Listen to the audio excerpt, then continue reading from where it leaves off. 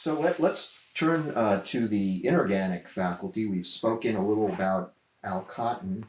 I guess the next person added perhaps was Dick Holm. Perhaps, Dietmar, you could tell us a little bit about when Al Cotton left the department and then the hiring of the next inorganic faculty, who I guess included Ed Solomon, Mark Wrighton, and Dick Schrock. Okay. When I got to MIT, Shum and Young left, retired, and there really was only Al Cotton and myself. And Al had been there a couple of years already, but we needed more. And we had this unfortunate marriage between inorganic and radiochemistry with Charles Coriel and head radiochemist, which Al worked very hard to sever and was successful. And the radiochemists moved out of the chemistry department. So I guess they moved to the nuclear engineering department? Yep, that's right.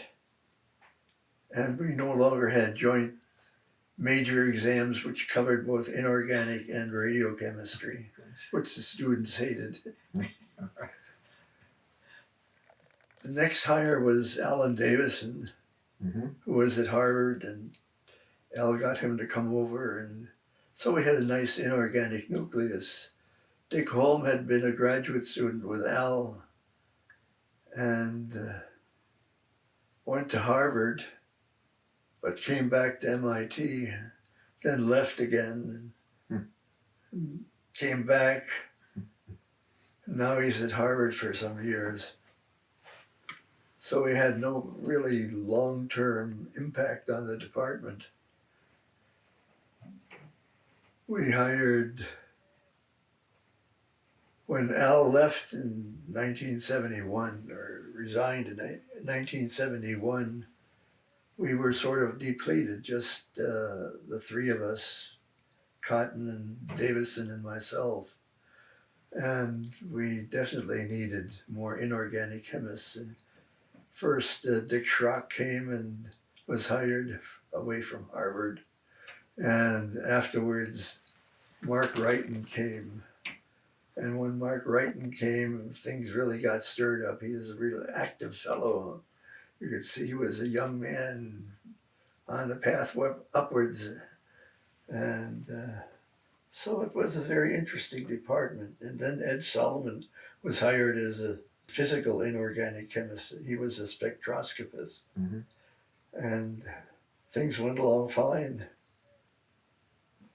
Could we go back to Al Cotton's departure? Was that a big surprise to people that he moved to Texas A&M from MIT? Not really. I mean, Al was unhappy because of the political situation at MIT, so liberal, and he was very hardcore, anti-liberal. Got into violent discussions with people on the campus, in the elevators, and let it be known he was unhappy. And yes, he was really very upset with Massachusetts politics, much too liberal for him. I remember having some contact with him because I knew him a bit, even when he was at Harvard. Once he was at MIT, I was conscious of his rapid progress there. And I guess that was during the Vietnam War era as well. Yeah, that's right. I suppose so. So he was ripe for the picking, and Texas A&M made him an offer he couldn't refuse. Well, it's probably one of those Welsh professors, wasn't he? Yes. And so he left. Not happy with MIT. Was not in his best interest, that move, in the long run. He probably would have gotten his Nobel Prize if he had stayed at MIT. But at Texas A&M, he didn't have the caliber of students that he would have had at MIT. Mm-hmm. But didn't he make major contributions in inorganic chemistry even in those years at Not Texas? really. I thought, how about all of these four bonded things? I thought that all was after he left MIT. Well, he picked up on what was in the literature on the multiple bonds in inorganic chemistry. And he ran with it, yes. So that was really, with these new hires, what elevated MIT inorganic chemistry to basically the top, I guess, within a few years. That's in the right. mid-late 70s. Having Wrighton and Schrock come with the three of us who were still here, yeah, worked out fine. Yeah. So how about organic chemistry, Fred? We've talked about the faculty through and including perhaps the late 50s. I guess in the early 60s we added people like Dan Kemp, George Whitesides. A few years later, Barry Sharpless. Could you talk a little bit about the Yes, development of the organic area? because the earliest ones there would have been, and I would probably, we've talked about Klaus Biemann. His own background was organic, but he was hired really in the analytical, which was no longer existing as such. But then, and we've talked about him in our earlier. We did have about David Hume here. Was he regarded yes, analytical? He was analytical, yeah. Did he come in with Cope anyway? I can't remember. He was one of Cope's hires, I thought yes. he was that. So he was here till around late 70s, early 80s. And in any event, Klaus Biemann, and we've already, as I said, talked about him quite a bit in the earlier sessions, was made these notable contributions in the area of mass spectrometry. And they were, of course, of enormous help, not only to the chemistry world at large, but specifically to the people in the chemistry department. And then Bob Moore was maybe 55, Glenn Birchtold 56 or so. Glenn Birchtold was Birchtold came later in Birchtold. 56. And he was a postdoc with Cope. And Cope recognized from the outset that this person had unusual administrative ability, as well as being a fine scientist. It seemed to me that when Lester Hamilton retired, that then Glenn became executive officer of the department. And so this was a major additional thing, along with the teaching and his research. He certainly was very active in research, and perhaps he was also now not teaching as much in the organic program because he was the executive officer of the department. I remember quite a bit about the hiring of Whitesides and Kemp. Mm-hmm. Cope, I suppose, was looking for somebody else. I don't know quite how we had somebody retired or left there. Anyway, I don't remember that aspect of it. But I do remember that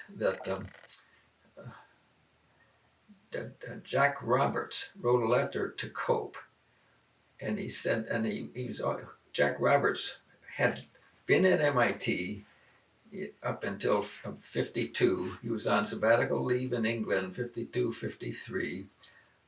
Somewhere in that period, Caltech was trying to hire him, and he accepted the appointment in the Caltech chemistry department, much to Cope's dismay, because he was an outstanding person right from the outset, and I think he felt, and I think that Jack Roberts felt, a little embarrassed at leaving MIT when Cope had been really very helpful to him in starting there. Anyway, he writes a letter to Art Cope, and Cope showed this letter to the rest of us in the organic group, with words to the effect that it was too bad that he left MIT but now he was going to make up for that by calling to our attention a really super student that he had named George Whitesides. Mm. And so this was back in the period when Cope was making all the decisions about appointments anyway. So we were all very happy at the thought of this young George Whiteside's coming to us. In that same year, the Dan Kemp, what was he, a junior fellow? Is that the term of it? Yeah, At Harvard. Society of Fellows. So he was working there, but he was associated with Woodward. And Kemp was a brilliant person right from the outset. I guess maybe you need to be to get that kind of a junior fellowship appointment.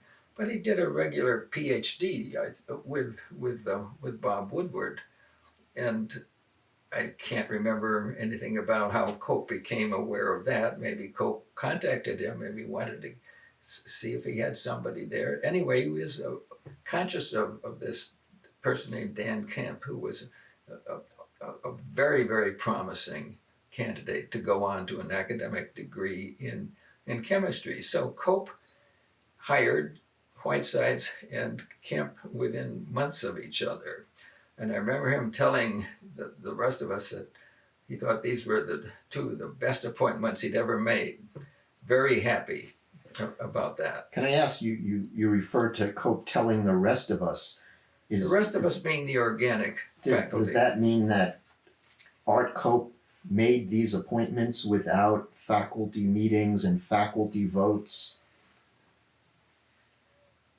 I guess the answer to that is basically yes. I don't remember being consulted by, should we hire this man Cope, this man Whitesides. Oh, I don't think he was working that way. So that's changed a lot. Oh yes, yes. But I do. But at least he warned you before they arrived. Oh, indeed he did. I mean, and we were all enthusiastic about it because I think. Can I remember any appointment by Cope that... Well, Cope was here, he was the autocrat. Mm. Well, that is the definition of the head of the department as opposed to the chair. Yeah. They have the authority to do those things without consultation if they wish. Well, anyway, made those two appointments, and the Whitesides, of course, from the outset, was a wonderful addition to the or chemistry department. Too bad that I don't know how many years later that Harvard did manage to hire him away, but he was a great contributor in every respect, teaching, research, departmental activities while he was there. And the same is true of Dan Kemp. And you and I have talked about, Rick, have talked about Kemp in that same context. And I'll just add some things about Kemp as he proceeded there at MIT, because in my opinion, he is the finest educator I've ever known. And that when I say educator, this is really the teaching of other younger people how to do chemistry, how to think about chemistry. And these were manifested from the very outset in the kind of program that he had in the undergraduate organic laboratory program, which most people starting in chemistry in their earliest years would be their first assignment.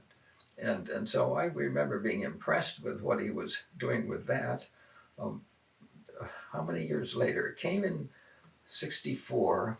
The Zacharias Committee was, about that same time, wasn't it? That's right. And so Kemp recognized, not Kemp, Cope had to come up with somebody to prepare a new course in chemistry, a one-semester course. And he chose Kemp. He asked Kemp if he would compose such a course. And at that time, this was going to be the course that would be a requirement for all MIT undergraduates, a core requirement, 1 semester of chemistry, no lab.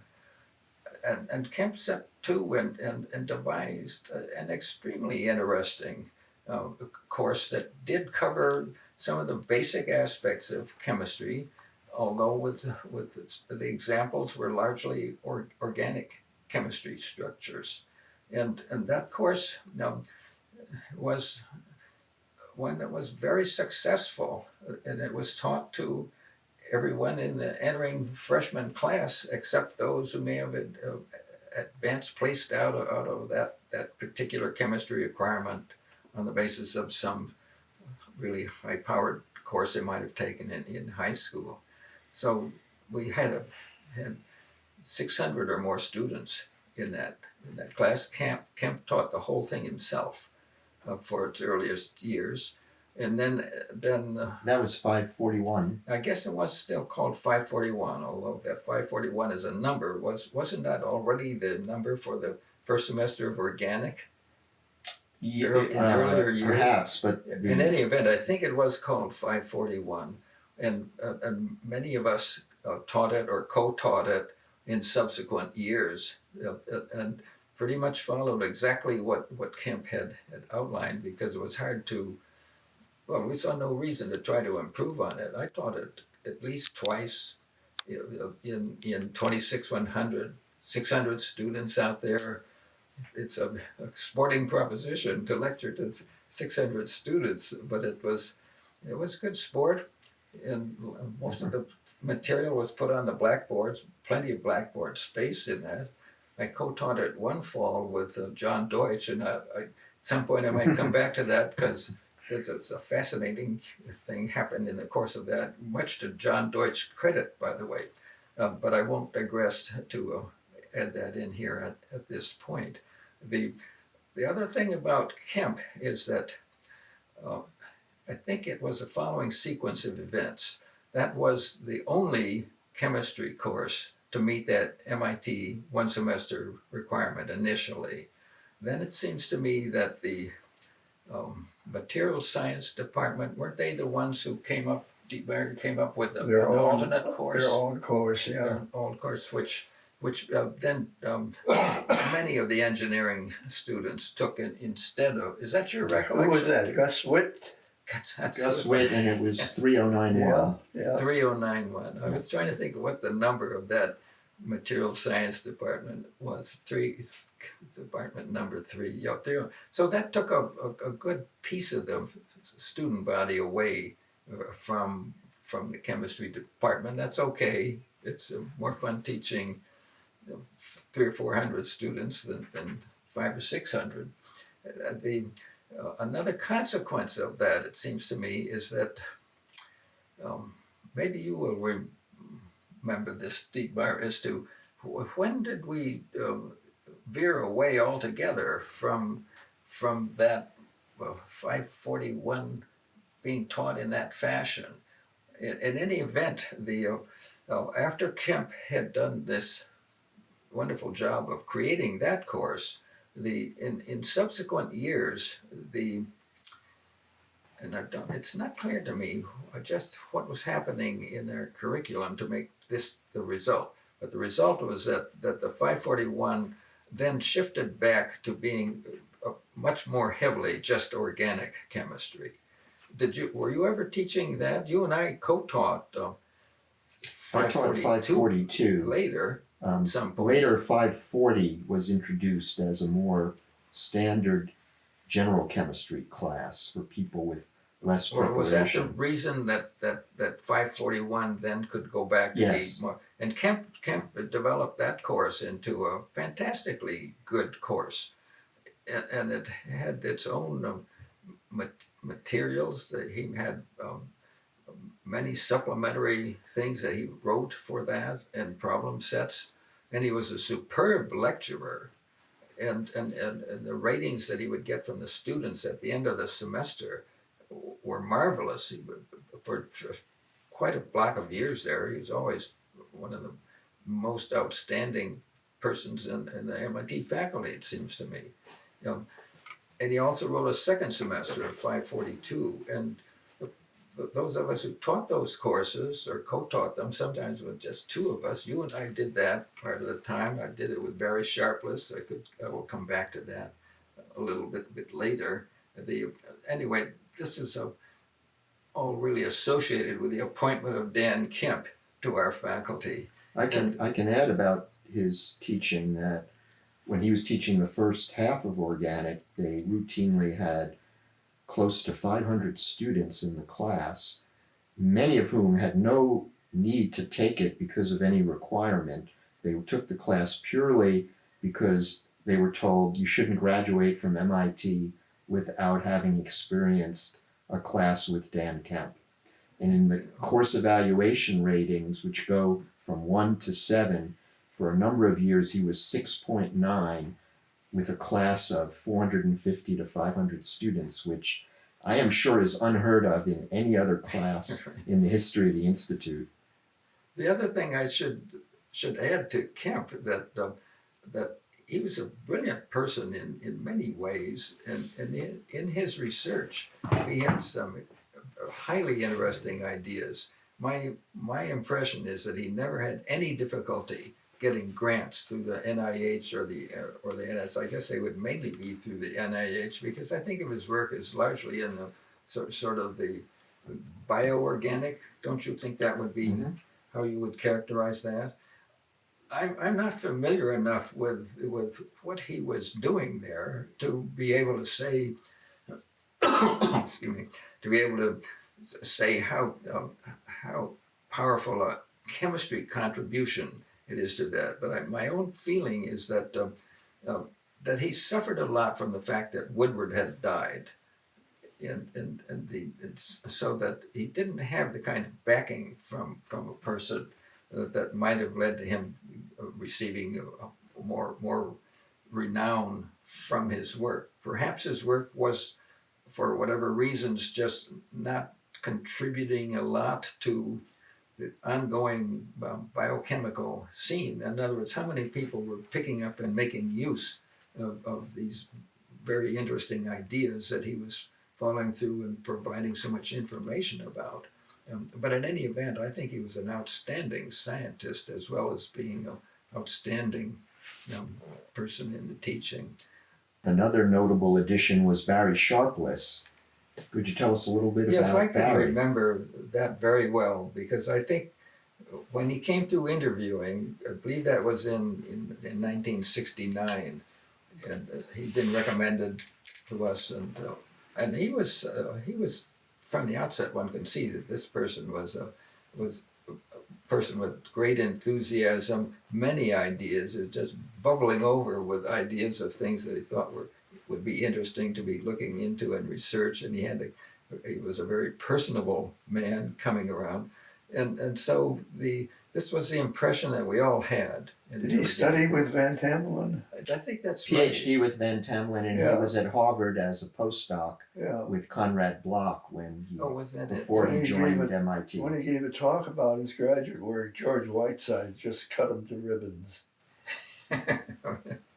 Well, in any event, we appointed him to the department, and I think he would go directly into the new building. I don't think he had lab space over in the other part. So this was in the early 70s, I guess, when he was there. And from the outset, he was a big addition to it. I remember one time when he had an NMR tube, and he was holding it up to look at it in his lab, and this thing exploded, and he had some little glass fragments in his eyes, and that was a very worrisome period of some days in there. He didn't lose his sight, Ebola probably didn't do it any good. He lost his sight in that eye. Did he really lose it altogether? Yeah. I had not remembered that, but that didn't seem to hold him up very long for that. And so he made some big contributions in his science in that. I co-taught 542 with him a couple of times, and the most spectacular time there was when he was talking about pheromones, and he had done what did he do? Maybe he came up with some method to make the pheromone for the gypsy moth. And he had this kind of a thing, and we were co-teaching this over in 10250, a room pretty full of students, and he had these moths in the back of the room, way up in the back of the room. Maybe the TAs had them there, and he's down at the lecture hall, and he has the pheromone there on the table. At some point, he tells the TAs to release these things, and the moths all flew down the room, and he's covered with these moths sitting in front of this lecture. Well, I think I talked too long earlier about Kemp, so I'll not say anything more about teaching or his research. He did some really splendid things there. The Caltech tried to hire him away, and he had accepted a position to go there, but Provost John Deutsch convinced him to stay, and by meeting whatever demands he put on him to stay. So he did not leave MIT there. The next time that he had a chance to leave, to go to Scripps, he did go that route. But one other important thing about Barry's contribution to the organic group was that he and his wife Janet were very sociable, and they lived in places where we could gather together as an organic group and with visiting lecturers, and that was a big contribution. He was really kind of the glue. He and Jan holding that part together. Well, so much for Barry Sharpless. I'll just add to that, building on what Dietmar said about George Whiteside's cutting Barry to pieces in his interview. It happens that Barry phoned me yesterday to recommend one of his current coworkers, and that got him into reminiscing about his own interview at MIT. And he said that literally every one of his research proposals was cut to pieces by George Whiteside, and that Barry took lots of satisfaction when all those ideas subsequently turned out to work.